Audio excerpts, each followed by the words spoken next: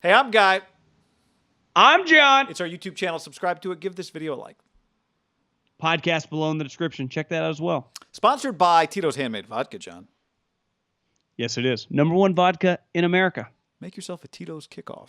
Some Tito's, some OJ, some soda water, crafted to be savored responsibly. Can they win using whatever Kyle's version of two quarterbacks is going to be?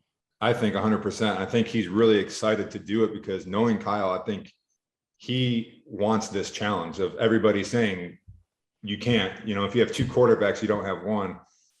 I think he wants that challenge of saying, not only can you do it, but you can be really, really successful at it. And I think it comes from his knowledge of how to structure plays, when to call it. I don't even think we've seen the start of what it's going to be with Trey Lance. Going back and watching the film in the preseason, it's exciting what they're able to do, just trading 11-on-11 football with him back there. But we didn't see a ton of like the eye candy from the backfield, a lot of different shifts and motions. I think he's going to get really creative with a lot of that stuff as Trey gets more comfortable with the NFL game and the speed. How about Joe Staley's belief that Kyle Shanahan and the 49ers can use two quarterbacks to win this year?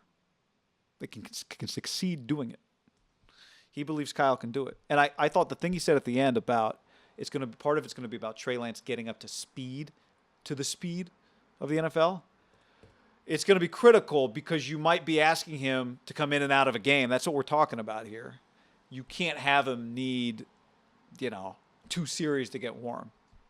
So his health, him playing against the Lions, him playing against the Eagles, like him getting up to the speed of the league is going to be very important if you're asking him to pinch hit. Because what does a pinch hitter have? A pinch hitter has a high opportunity to have a low batting average because their sample size is not as big as an everyday starter. I also think it helps if Jimmy can play well and force Trey Lance, and just let Trey Lance and not force him in. Yeah. Because if Jimmy is playing well and you don't need to force a guy that clearly they don't feel is quite ready yet, rightfully so. I mean, what we saw in practice clearly didn't translate as smoothly to the games. Now, it's so helter-skelter in a preseason game, but I think it's fair to say the guy's going to need some work. So does every human that's 20 years old that enters the NFL. But at quarterback, there's a lot going on. He didn't play that much. If Jimmy can play at a high level, who clearly likes Trey, which I think helps a lot, and you and I have talked a lot about that over the last month, is you got to give him credit for handling the situation, even though he's paid $25 million to handle the situation well, has done it extremely well. Yeah. And Trey deserves credit too. Like, you eventually just have to like a guy or not like a guy. But if he can ease his way in, I do think it makes it possible. If you are just kind of both guys are off or both, just trying to figure it out as you go, I do think it would be very difficult. Yeah, and it also, I think you're kind of what you're saying too, is it takes pressure off Trey Lance is when he runs into the game. He doesn't have to feel like, especially if the Niners are playing with leads, he doesn't have to do more than whatever it is the play is designed to do. Take a little heat off him. And I think it, in the big picture, helps organizationally because it keeps because I think the question when you use two QBs is like, well, okay, who's the leader?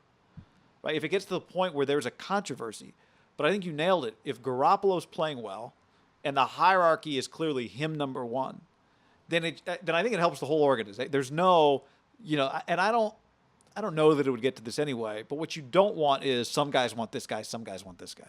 Or some guys want this guy and the coach is insisting on this other guy. Kind of like what we think might happen in Chicago. I don't think it's nothing because all NFL teams do it the same way. The players vote on captains. So when captains, maybe in college and high school, the coach picks. So it's like, of course they're picking this guy. Like in the pros, you don't name a captain for a guy that's not a captain, unless you're Jim Tom Sula. Remember when he named 75 captains? But most teams just have, 5 or 6 guys, and it's voted on by your teammates. And Jimmy, clearly voted on by his teammates, has the respect of the locker room.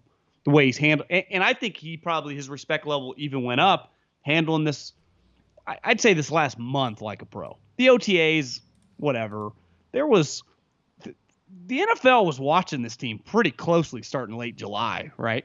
Once the pads started coming on, you and I were at practices. It was covered. I mean, you and I have been going to Niner practices now for almost a decade. This was covered on an individual play basis, unlike anything that we've experienced, right? Yeah.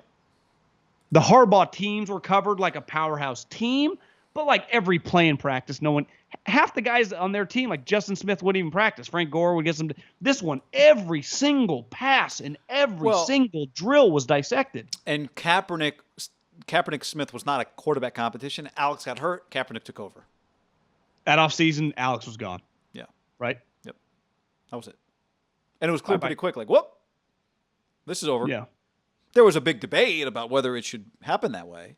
But there was no, let's watch for 4 weeks and figure out who should be the starting quarterback. They did it.